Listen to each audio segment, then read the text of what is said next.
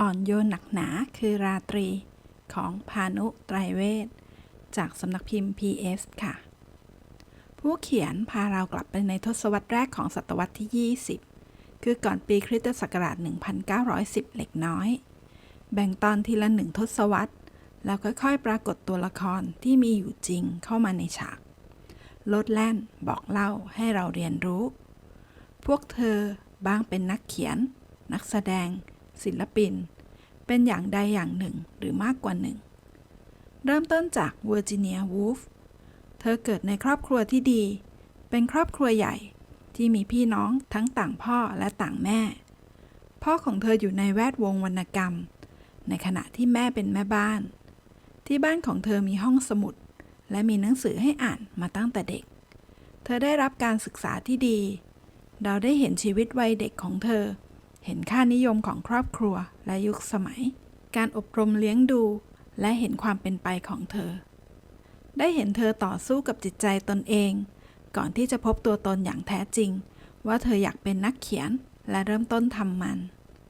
หนังสือยังเล่าถึงชีวิตของเธอต่อจากนั้นมาเรื่อยๆผู้คนที่เธอพบปะพบรักและชีวิตรัก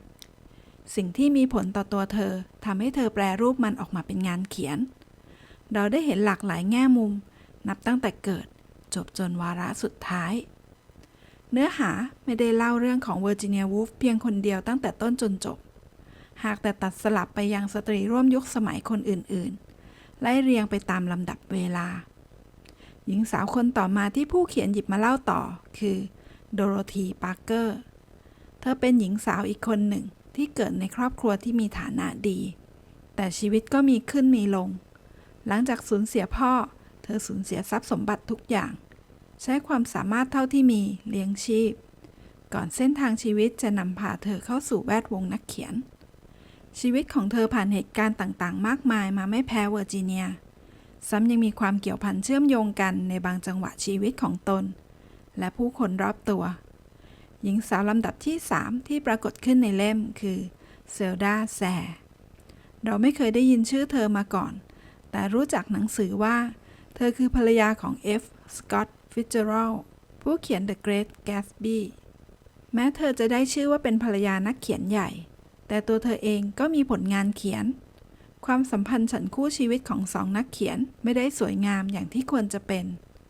ความชอบความสนใจที่ไปในทางเดียวกันไม่ได้ทำให้พวกเขาเข้าอกเข้าใจกันยิ่งผ่านวันเวลานานวันมันกลับยิ่งเป็นอาวุธสร้างรอยแผลให้แก่กัน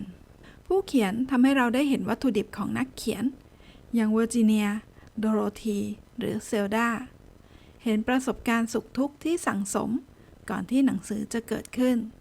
เราได้ทำความเข้าใจในความแปลกประหลาดของหนังสือบางเล่มหรือหนังบางเรื่อง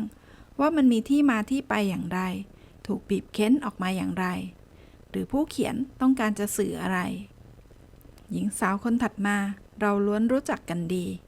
เธอคือมาริลิน มอนโรที่ไม่ว่าเวลาจะผ่านไปนานเท่าไหร่เราก็ยังมีภาพจำของเธอตราตรึงอยู่ในหัวเธอเป็นคนเดียวในทั้งหมดที่เติบโตมาในครอบครัวที่ยากจนมีชีวิตวัยเด็กที่ลำบากครอบครัวที่หล่อเลี้ยงเธอมาไม่สมควรจะเป็นครอบครัวของเด็กหญิงคนใดเลยแม้เธอจะถีบตัวเองขึ้นมาในจุดที่เป็นที่จดจำของคนทั้งโลกแต่ก็ดูเหมือนว่าเธอจะไม่เคยมีความมั่นใจในตนเองไม่เข้าใจตัวเองไม่เห็นใจคนอื่นเป็นตัวปัญหาของกองถ่ายแต่ก็มีเสน่ห์อันเป็นเอกลักษณ์ที่ไม่อาจมีใครปฏิเสธได้ในสายตาของเรามองไม่เห็นความสุขของเธอเลยหญิงสาวคนสุดท้ายของเล่มคือโยโกะ โอโนะเรารู้จักเธอเป็นเพียงภาพจำภาพเดียวกันกับที่ใครๆหลายคนรู้จักคือเป็นภรรยาของจอห์น เลนนอนหนึ่งในสมาชิก The Beatles เราเพิ่งได้ทำความรู้จักตัวเธอและผลงานศิลปะของเธอครั้งแรกผ่านหนังสือเล่มนี้และเธอก็เป็นอีกคนหนึ่งที่เราไม่เข้าใจอ่อนโยนหนักหนาคือราตรีเป็นงานเขียนชีวประวัติที่เต็มไปด้วยชีวิตชีวาชื่อนามที่คุ้นชินถูกเติมแต้มชีวิตและตัวตนเราได้รู้จักพวกเธอได้มากกว่าที่เคยรู้จักอย่างผิวเผินชีวิตของเธอทั้ง5ไม่ได้ราบรื่นตลอดชีวิตของพวกเธอมีความสวยงามมีความพลั้งพลาดเราไม่เคยเข้าใจความยากหรือการทำให้ยากในการใช้ชีวิต ไม่เข้าใจการสร้างปมยุ่งเหยิงแล้วก็ทุกข์ตรมพวกเธอทั้ง5มีความสามารถในด้านนี้เป็นสิ่งที่ยากจะเข้าใจแต่ก็พยายามจะเข้าใจพวกเธอทั้ง5ใช้ชีวิตเต็มที่กล้าหาญที่จะมีความสุขในแบบที่เป็นตัวเองอย่างที่สุดและแบกรับความทุกข์ตรอมตรมขึ้นลงอย่างสุดขั้วเกินกว่าชีวิตคนธรรมดาอย่างเราจะกล้าแหกกฎออกจากกรอบผู้เขียนเพียงบอกเล่าหากไม่ได้ตัดสินไม่ได้ชี้นำให้เราตัดสินเสียด้วยซ้ำจากการอ่านเราได้เรียนรู้บางสิ่งแต่ไม่อาจชี้นิ้วตัดสินดีชั่วชีวิตใครเราอาจเป็นอย่างหรือไม่เป็นอย่างแต่ก็ไม่อาจเทียบคุณค่าหรือวัดความถูกต้องกันได้เลยนอกจากเรื่องราวของพวกเธอภายในเล่มยังมีผู้คนสำคัญร่วมยุคสมัยปรากฏกายขึ้นตามจังหวะเวลาทั้งปิกัสโซเจมส์จอยส์ซิกมันด์ฟรอยด์เออร์เนสต์เฮมิงเวย์พี่น้องตระกูลไรท์และอัลคาโปนเราได้เห็นภาพสภาพสังคมและการใช้ชีวิตของบุคคลในอดีตที่เราเคยได้ยินแต่ชื่ออันที่จริงหญิงสาวทั้ง5ไม่ได้เกิดร่วมรุ่นกันทั้งหมดแต่เกิดเติบโตมีชีวิตลดหลั่นกันไปตามลำดับในตอนที่คนหนึ่งรุ่งโรจน์บางคนอาจร่วงโรยและกำลังล่วงเข้าสู่ช่วงสุดท้ายของชีวิตเราได้เห็นการเปลี่ยนผันของช่วงเวลาและค่านิยมที่มีต่อผู้หญิงสิ่งที่ผู้หญิงเหล่านั้นกระทำหรือถูกกระทำและผลกระทบที่เกิดขึ้นต่อจากนั้นอีกหนึ่งส่วนดีงามของหนังสือเล่มนี้คือบทแปลเวลาที่ผู้เขียนยกผลงานของหญิงสาวคนใดคนหนึ่งใน5นี้มากล่าวถึง